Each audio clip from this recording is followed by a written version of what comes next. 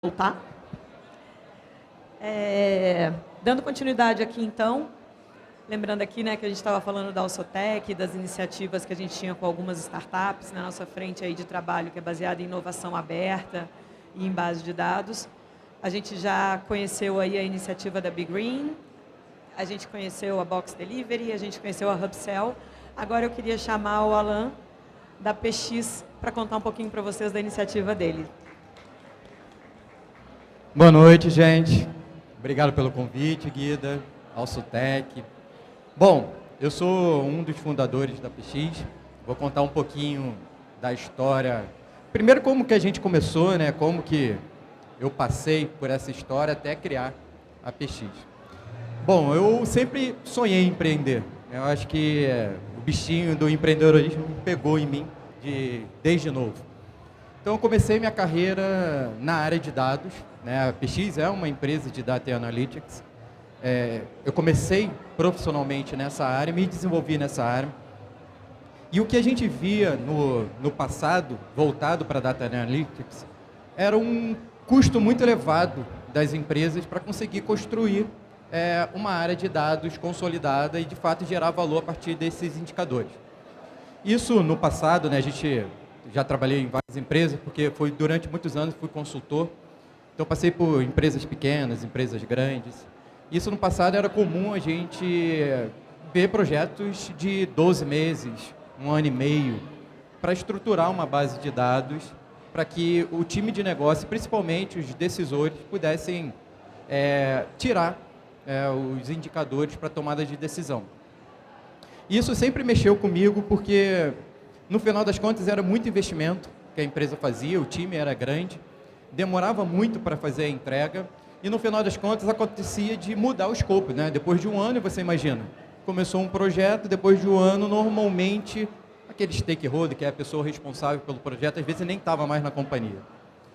E aí, pensando nisso, pensando nessa dor, falei, cara, como é que a gente leva a experiência que hoje a gente tem nas plataformas digitais, um Facebook, um Google, como é que a gente leva essa experiência para dentro das empresas, né? Como é que a gente facilita o consumo de dados dentro das empresas? Pensando nisso, a gente decidiu desenvolver uma solução que pudesse ser fácil o suficiente como fazer uma pergunta. As pessoas normalmente perguntam para o seu par se quer saber algum indicador da companhia. Normalmente um diretor, o presidente da empresa vai perguntar para alguém qual foi o resultado para a pessoa que organiza esses dados. E a gente falou, por que a gente não leva essa experiência também para as empresas, para que as pessoas possam fazer pergunta e deixe a plataforma se virar para buscar essa informação, assim como o Google também faz, né? E aí, o fato curioso disso é que essa dor a gente estava vivendo dentro da Aliança Sonai. A gente estava prestando consultoria dentro da Aliança Sonai e a PX nasceu dentro da Aliança Sonai. Então, entendendo essa dor também dentro da empresa, prestando consultoria, e a gente está num palco de empreendedorismo, né? O palco de empreendedorismo é aproveitar a oportunidade, né? Eu acho que todo mundo que passou por aqui aproveitou a sua oportunidade. A gente aproveitou a oportunidade, apresentou uma proposta de ideia, era uma ideia, né? Não tinha nem MVP. Era uma ideia, falou, se a gente fizer algo que você faça uma pergunta, a gente se vira para buscar essa resposta nas bases de dados da empresa. E aí, simples dessa forma, né? Só fazer uma pergunta. E, obviamente, quem estava escutando gostou, né? Se você fizer isso, é claro que eu vou gostar. Foi beleza, né? Fui com um belo dever de casa para tentar atingir. Bom, fato é que a gente conseguiu, né? Algum tempo depois, algo perto de 2, 3 meses, a gente fez um MVP, que é comum a gente fazer dentro das startups, né? Validar o produto. A gente fez um MVP, onde de fato a pessoa perguntava, fazia ali um chat, era um chatbot, mas voltado para o público interno da empresa, né? Não é um chatbot de atendimento tradicional como a gente está acostumado a ver. A pessoa fazia uma pergunta, ela se virava para traduzir aquela pergunta, que é o que a gente chama de texto natural, linguagem natural, em consulta de banco de dados, que é uma consulta muito mais técnica, né? Então a gente conseguiu validar esse produto, e aí nasceu o produto, nasceu a PX dentro da Aliança Sonai. Esse produto se desenvolveu, né? A partir daí a gente começou a entender que a gente poderia resolver outros tipos de problemas voltado para Data Analytics também, facilitando um pouco esse processo que é muito moroso. Normalmente, dentro das empresas, é muito moroso. E aí a gente começou a agregar alguns tipos de serviços. Se agora eu estou facilitando as pessoas na tomada de decisão para ter um acesso fácil e agilidade para consultar os indicadores da empresa, por que também não facilita alguns processos internos que normalmente são custosos também, que acontecem através de e-mail, acontece através de um contato pessoal? Exemplo, né, dentro das empresas, normalmente, para pedir um reembolso, tem que entrar com uma nota fiscal em algum lugar, tirar uma foto ou entregar para a secretária. Mas como é que a gente usa a nossa plataforma também para facilitar esse contato com o colaborador, né? O colaborador tem alguns serviços digitais hoje dentro da empresa, que hoje são processos talvez manuais. Então a gente expandiu um pouco o produto para digitalizar a empresa, não só do ponto de vista de Data Analytics, mas do ponto de vista de processo também. Então dentro da Aliança Sonai, por exemplo, a gente criou uma integração, eles tinham 5 sistemas para fazer fluxo de aprovação. Fluxo de aprovação que acontece em toda empresa, que é normal, né, de acontecer. Quando você tem uma área de negócio que quer comprar, exemplo, um papel higiênico, tem que ter alguém para aprovar, que tem que fazer a compra do papel higiênico. E aí esse alguém tem que entrar no sistema para falar, aprova essa compra, sim, isso no nível mais baixo até o nível de diretoria, que aí depende do montante, da alçada de cada um. E aí, obviamente, 5 sistemas, imagina um diretor cheio de coisa para resolver, ele não tem tempo para ficar entrando em 5 sistemas para aprovar as coisas. Cara, ele já estava com o nosso canal a gente entrega isso num smartphone, né, um aplicativo que ele pode fazer a pergunta. Cara, por que a gente não usa o nosso canal para começar a digitalizar esses processos?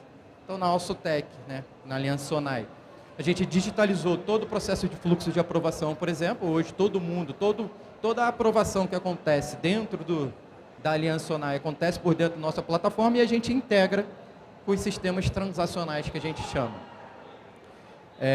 E além disso, obviamente, falei que empreendedor é aproveitar oportunidades, né? A gente começou com Data Analytics, já digitalizou alguns processos dentro de algumas empresas e agora a gente entendeu que a gente pode também resolver uma outra dor dentro das empresas, que é o conhecimento. Como é que a gente mantém o conhecimento dentro da empresa, talvez empresas com alta rotatividade de pessoas, né?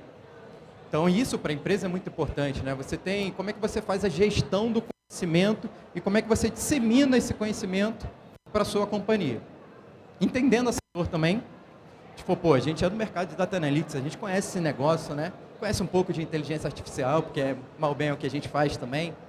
Cara, como é que a gente consegue fazer com que a plataforma facilite a colaboração de conhecimento dentro da empresa e, além disso, a pesquisa desse conhecimento dentro da empresa. Então, a gente acabou de fazer um novo projeto com um dos nossos clientes, que é gestão de conhecimento dentro da empresa. O que é isso, né, Alan? Traduz esse negócio, o que é gestão de conhecimento dentro da empresa.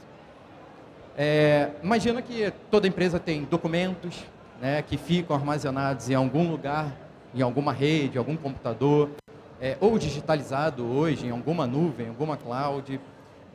A área de RH normalmente posta ou manda e-mail corporativo para todo mundo, mandando algum tipo de conteúdo. O que mais? A gente tem normalmente e-learning dentro das empresas, né, trilhas para o colaborador poder fazer treinamento, isso acontece muito hoje em dia. Tudo isso, uma em cada plataforma, né? A empresa tem que contratar várias plataformas, nada fala com nada. E a gente pensou, cara, como é que a gente traz todo esse conteúdo curado, ou seja, com responsáveis por esse conteúdo, para dentro de uma única plataforma e, principalmente, pelo fato da gente estar envolvido 100% com linguagem natural, que é o nosso produto carro-chefe, como é que a gente facilita com que as pessoas façam uma pergunta e a gente traga, como o Google faz na vida pessoal, o conhecimento para essa pessoa dentro da empresa, independente se é um material que está na rede, que está no computador da empresa, se está na nuvem, se está num treinamento, numa plataforma externa. Então é isso que a gente está fazendo agora, recentemente, um produto super novo dentro de casa, que a gente quer entregar essa gestão de conhecimento para as empresas e principalmente facilitar com que ela possa consultar essas informações. isso talvez seja o mais importante para a gente conseguir compartilhar esse conhecimento dentro das empresas. Bom, essa foi uma história um pouco da PX, que nasceu dentro da Alsotec, né? Então, de novo, gente, empreender é aproveitar oportunidades. Então, quem tem a vontade de empreender,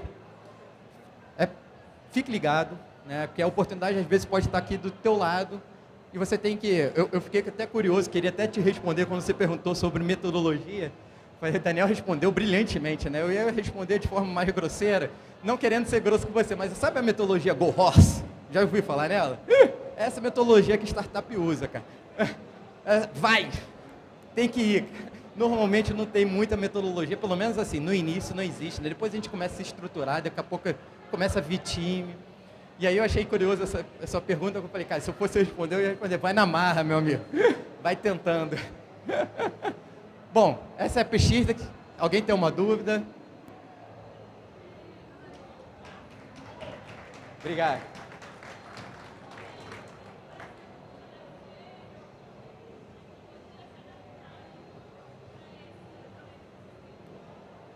Profissional sênior, se adaptar para esse sistema?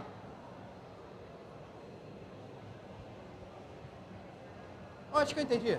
Como que faz que o profissional sênior se adapte a esse sistema?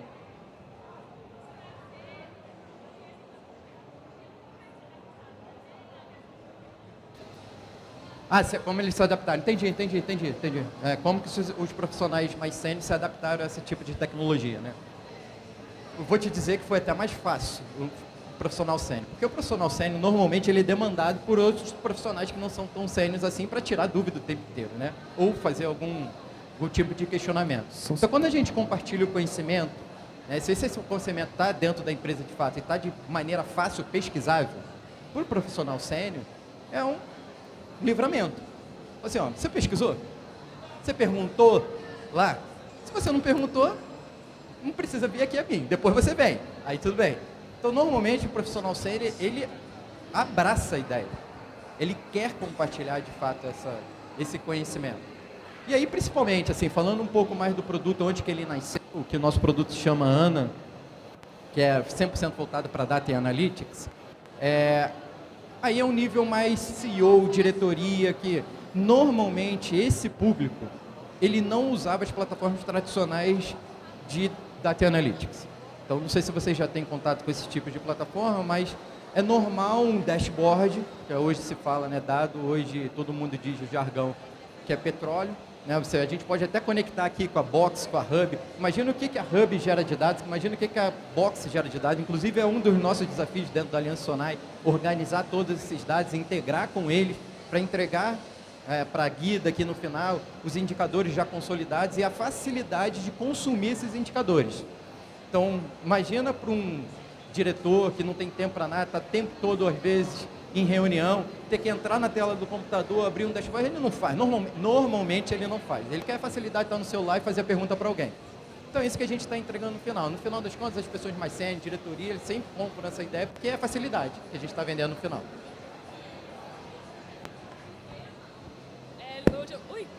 Recentemente a gente adotou um sistema para automatizar algumas partes e muitos funcionários sênior que não entendem tanto de tecnologia e assim não aderiram ao sistema porque tiveram dificuldade de mexer.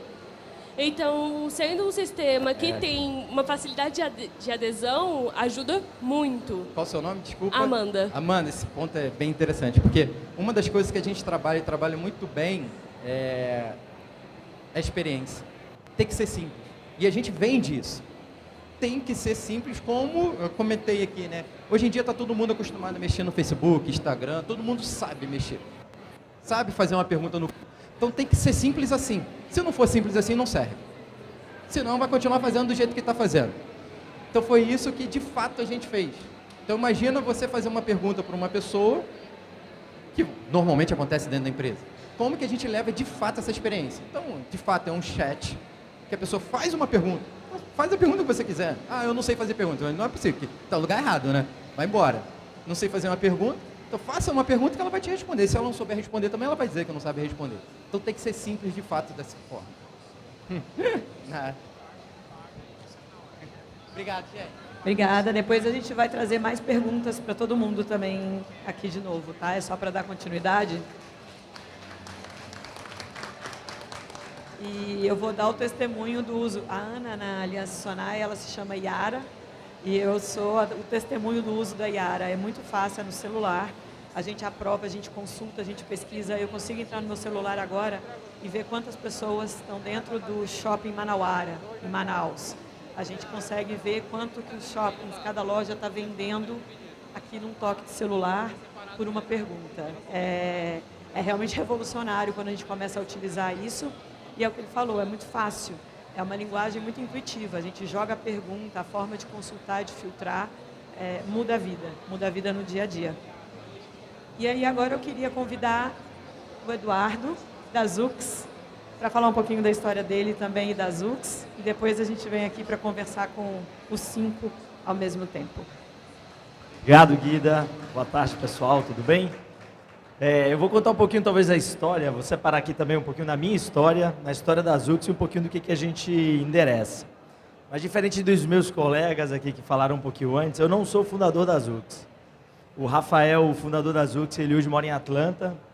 Ele, infelizmente, não pôde estar aqui. Eu hoje sou um associado da empresa, tenho uma pequena participaçãozinha lá. Mas eu quero contar porque a minha história, ela começou empreendendo. E eu, somente com 30 e poucos anos, hoje eu tenho 37, com 30 e poucos anos foi que eu tive a minha primeira oportunidade de trabalho como funcionário. Então foi um pouco inversa. E aí sou baiano, graduado em administração pela Universidade Federal de lá, participei de todos os movimentos que a universidade poderia me oferecer, Empresa Júnior, a ESEC, tive em diversos eventos com esses movimentos, inclusive fora do país. Tive a oportunidade, ao longo desse processo, quando eu me graduo, de montar um grupo, e aí me associei a um grupo na época chamado Grupo Esfera. Esse grupo teve um desenvolvimento, ainda existe. A gente chegou a ter 150 funcionários, a gente faturava próximo aí dos 15 milhões há 10 anos atrás, até um certo momento que eu resolvi dar uma guinada na minha vida profissional e comecei a pensar um pouco de como é que seria uma experiência, já aqui mais em São Paulo, já tenho 10 anos de São Paulo. Aqui em São Paulo é ótimo, a gente está em Goiânia, né? Mas... E aí foi quando eu tive uma primeira oportunidade de, pensando em estudar um pouco fora, conheci o fundador de uma empresa chamada Gympass, e ele pegou e me convidou para fazer uma experiência com eles lá, há 5 anos atrás, e ali eu tive meu primeiro emprego. E aí foi muito diferente, né? Porque quando eu comecei a empreender, era muito louco, as pessoas recriminavam, né? O que hoje é muito bacana e cool, naquela época, em 2008, 2007, era meio tido como, cara, mas tem certeza? Você não vai ganhar uma experiência antes de pensar em empreender? E aí, segui essa outra trajetória, tem diversos prós e diversos contras, sou muito feliz. Tive uma saída também muito positiva da minha sociedade, são amigos. Mas aí eu segui essa trajetória, fui para o Gympass e há 3 anos eu fui convidado pelo Rafael, e aí eu vou começar a contar a história dessa empresa que é fantástica, que é a Zux. Ele me convidou para um desafio, e era um desafio que tratava muito de uma transformação de uma empresa que tinha chegado com 6, 7 anos numa maturidade de um produto que tinha se tornado escalável, muito bacana, que é o Zux Wi-Fi. Eu vou contar um pouquinho da história da empresa e do produto, para a gente fazer a transformação numa empresa de Big Data. E aí foi quando eu comprei esse desafio e estou aqui com ele até hoje nessa história. Aí voltando um pouco para contar a história da Zux, a Zux é uma empresa que começou fazendo serviços de TI. Essa parte da história, talvez ele até me recrimine depois, eu sei que está sendo gravado, mas ele tem uma história muito bonita, que ele começou no centro do Rio de Janeiro fazendo qualquer tipo de serviço em TI. Talvez eu não seja a melhor pessoa para contar isso, mas eles ralaram bastante. Ele e mais outros 2 colegas que estão até hoje na empresa com ele, acompanhando. E aí a empresa, nesse processo, depois começou a trabalhar com um mercado que era latente no Rio de Janeiro, a empresa carioca, que era o mercado hoteleiro. E aí a gente começou a trabalhar com a solução que a gente chama de Wi-Fi. E aí nesse processo fazia cabeamento, trabalhava com link, ele tentou, de fato, dentro da história dele, construir uma série de soluções. Então a história dele passa muito por desenvolvimento de produto, perceber que esse produto não tinha feature, não tinha mercado, fazer um turnaround, pivotava o modelo de negócio e recomeçava. Mas em 2010, depois que ele também tinha vendido uma participação na empresa, ele volta e refunda a Zux. A história da Zux começa em 2010. E aí a Zux fazia o que a gente chama de captive em Wi-Fi e hotelaria. Todo mundo aqui já foi num hotel e fez uma conexão ali em que colocou o número do quarto e seu nome. No momento que você faz essa identificação, ali até por uma questão legal em que você precisa identificar quais são as pessoas que estão acessando aquela rede, da qual você está dando uma abertura ali na internet, você está dando uma autorização para aquele hotel ou para qualquer estabelecimento, para que ele conheça e para que ele detenha ali um pouco dos seus dados. E aí essa solução de Wi-Fi, no início, ela começou trabalhando, ela era uma solução on-premises, ela começou trabalhando a gestão para uma época também que se vendia link. Lembra que você tinha internet de escada e depois você pegava e tinha acessado a possibilidade de ter uma internet melhor? Foi dessa época, se ganhou muito dinheiro, era a segunda rúbrica mais importante. E a ferramenta ela foi ganhando um desenvolvimento em que ali dentro você consegue fazer pesquisa, você consegue fazer mídia, você consegue interagir com aquele cliente, você consegue criar uma página onde você vê sua conta, faz pagamento, faz requisição de cardápio. Enfim, se montou um produto super rico ali dentro. E aí, de fato, no setor hoteleiro, a Zux alcançou um patamar super relevante. Nesse mesmo momento, tiveram duas mudanças por volta de 2016 que mudaram o patamar da empresa, que foi quando a empresa percebeu que o setor hoteleiro não era suficiente e, de fato, o valor que estava sendo entregue com aquele produto, ele ia muito além dessas funcionalidades. O setor hoteleiro ele começou a sofrer, talvez como motoristas do Uber sofre com a própria Uber, o restaurante tem de relação ali, por exemplo, com o iFood, o hotel tem com Booking, ou com Trivago, ou com Hotels.com. Eles começaram a intermediar o maior ativo desses clientes na ponta, que é o próprio cliente. Quem é esse cara? E a fatia que essas empresas levam é muito relevante. Então os hotéis começaram a precisar conhecer melhor quem era o hóspede. Por que ele bota um chocolate se você é alérgico a leite? Por que ele bota cerveja se você não gosta daquela marca ou um outro fator? Por que ele te oferece uma promoção de um hambúrguer se você não come carne? Então você de fato começava a trabalhar a necessidade de experiência desse cliente ali dentro da hotelaria. Então a hotelaria sempre foi um grande laboratório, um gatilho. E nesse mesmo momento, o Rafael tinha feito uma viagem para o Vale do Silício, ele volta, e aí quando posiciona essa empresa numa empresa de Big Data, ele joga toda essa solução que estava on-premises para a nuvem. E quando ele joga para a nuvem, a gente começa a criação do que no início foi muito recriminado, que era o ecossistema da Zux, de dados. Resumo, e aí eu faço um hard stop aqui dessa parte da apresentação. A Zux sai da hotelaria, quando eu digo sai, ela expande além da hotelaria, e aí eu gosto muito de contar uma historinha do próprio Rio de Janeiro. Hoje, quando você pousa no Rio de Janeiro, ou chega de ônibus no estado de Rio de Janeiro, as soluções de Wi-Fi são Zux. Quando você pega um ônibus ou metrô, a solução também é Zux. Quando você se hospeda em um hotel, 70% das grandes redes do país e na América Latina são Zux. 9 dos 10 maiores grupos de shopping center usam solução Zux. O varejo, infinitas marcas, serviços, alimentação, vestuário, todas essas empresas usam Zux. Laboratórios e hospitais usam Zux. A Orla do Rio e agora também o Cristo também são soluções Zux. Ou seja, se em algum momento a gente falar, inclusive o shopping aqui, Passeio das Águas é uma solução Zux também no grupo Allianz Sonai. Então, se você faz algum tipo de conexão e no momento em que você precisa, você está dentro do meu ecossistema. E aí hoje, dentro do ecossistema das Zux, a gente tem 50 milhões de usuários únicos, em que a gente tem um dado muito relevante, que é um dado georreferenciado. Eu consigo entender comportamento e inferir comportamento de pessoas no mundo físico, a partir de onde você conecta, você me dá uma autorização dentro dessa conexão, e eu consigo buscar outras 300 variáveis sobre você. Eu consigo saber endereço, telefone, e-mail, data de nascimento. Eu consigo saber aonde você trabalha, cargo, valor estimado de cargo, valor estimado de renda. Eu consigo saber se você tem processo judicial, se você tem algum outro tipo de processo pendente, se você participa de programa social. Eu consigo saber se você foi pai, perdeu um parente, abriu uma empresa, quais empresas vocês têm, se você é uma pessoa exposta, se seu nome está em alguma lista pública de lavagem de dinheiro. Eu consigo estruturar uma série de dados hoje não estruturados, e compilá-los para entender melhor o comportamento de forma clusterizada. Enfim, a Zux se transformou numa empresa de entendimento e comportamento de pessoas no mundo físico e também, através de outros sensores parceiros aqui, fontes de dados, comportamento online. Quando a Zux alcança esse patamar, a gente começa a se perguntar que a gente entrega muito dado, mas o que essas empresas fazem com esses dados? Como é que a gente ajuda esse emaranhado de dados virar de fato algum tipo de ação, transformar em valor esse processo? E aí a Zux trabalha uma série de outras soluções em que a gente integra com diversas fontes de dados, a gente trabalha modelos de alto ML, de machine learning, de AI, em ferramentas que a gente chama de pipe de dados, para ajudar os clientes na transformação de valor. Ou seja, lifetime value, cross-sell, upsell, churn, retenção, risco de crédito, collection score, enfim, uma série de inteligências que ajudam diversas organizações.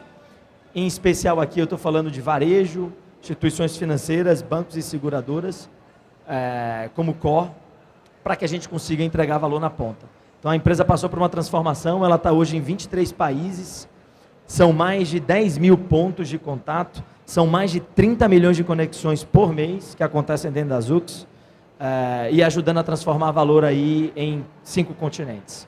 Tá certo? Então, acho que essa é um pouquinho da história, agradeço a oportunidade e vamos trocar um pouquinho de ideia aqui agora com os colegas.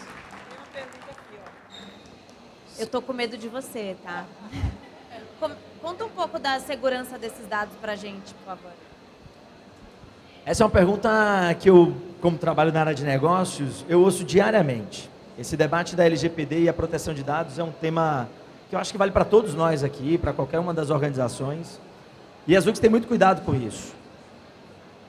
A gente acredita que o processo que a gente tem vivido é um processo de educação e aculturamento sobre o valor dos seus dados e o que eles têm para você. O primeiro ponto que eu tenho que destacar, a Zux não vende base de dados de ninguém para ninguém.